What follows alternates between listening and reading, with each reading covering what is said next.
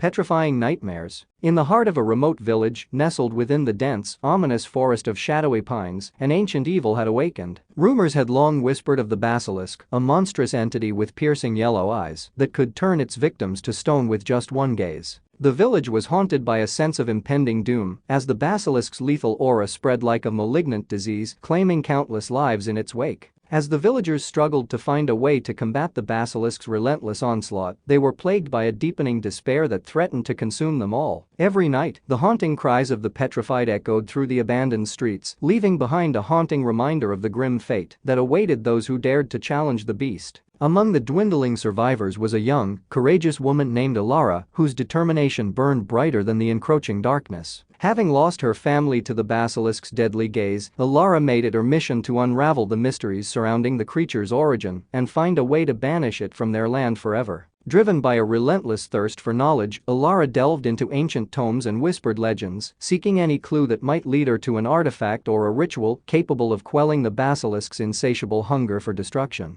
Through her tireless efforts, she uncovered an ancient prophecy that spoke of a forgotten amulet said to possess the power to ward off the basilisk's deadly gaze and render it vulnerable to mortal weapons. The prophecy hinted at the amulet's location, buried deep within the labyrinthine catacombs beneath the village's forsaken chapel. Unwavering in her resolve, Elara embarked on a treacherous journey into the depths of the underworld, armed with nothing but a flickering lantern and her unyielding determination. Guided by the cryptic clues from the prophecy, Elara navigated through the twisted corridors of the catacombs, each step leading her closer to the heart of the basilisk's lair. Along the way, she encountered the petrified remains of the basilisk's victims, frozen in a perpetual state of agony and despair. As she ventured deeper into the bowels of the earth, Elara finally came face to face with the basilisk, its serpentine form coiled around the ancient amulet that glimmered with an otherworldly light. The creature's eyes blazed with an unholy fire, its lethal gaze fixated on Elara, ready to turn her to stone like all those before her.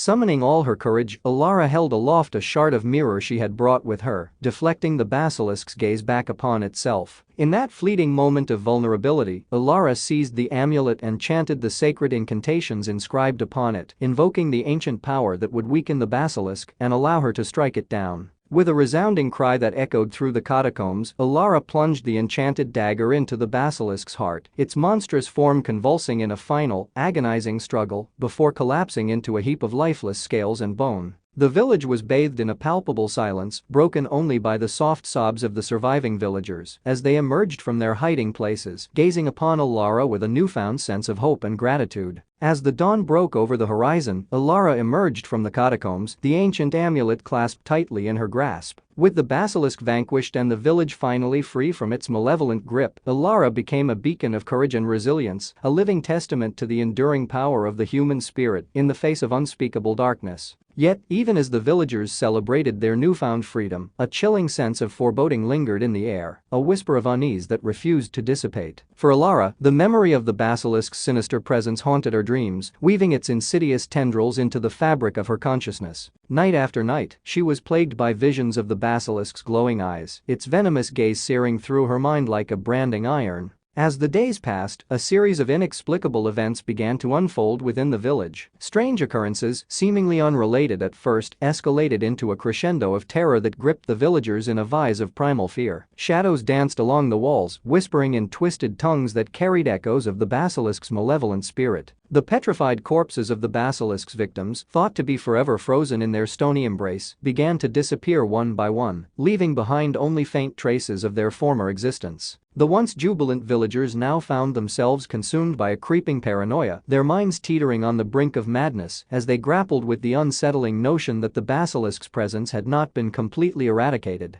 Elara, too, was ensnared by the tendrils of this new horror, her nights fraught with restless slumber and haunting visions that blurred the line between reality and nightmare. The amulet, once a symbol of triumph, now felt like a cursed relic, its ancient power unable to shield her from the intangible menace that lurked just beyond the veil of perception. Determined to uncover the source of this resurgent evil, Elara delved deeper into the forbidden knowledge she had unearthed, searching for any clue that might shed light on the true nature of the basilisk's curse. With each page she turned, she felt herself being drawn into a maelstrom of eldritch secrets and forbidden lore, her sanity hanging by a fraying thread as she grappled with the darkness that threatened to consume her. The village, once a haven of tranquility, now echoed with the anguished cries of the tormented souls, their voices carrying an otherworldly resonance that spoke of a sinister force beyond mortal comprehension. Shadows twisted and writhed, taking on a life of their own as they coalesced into ghastly apparitions that prowled the village streets, searching for unsuspecting prey to ensnare in their ethereal grasp.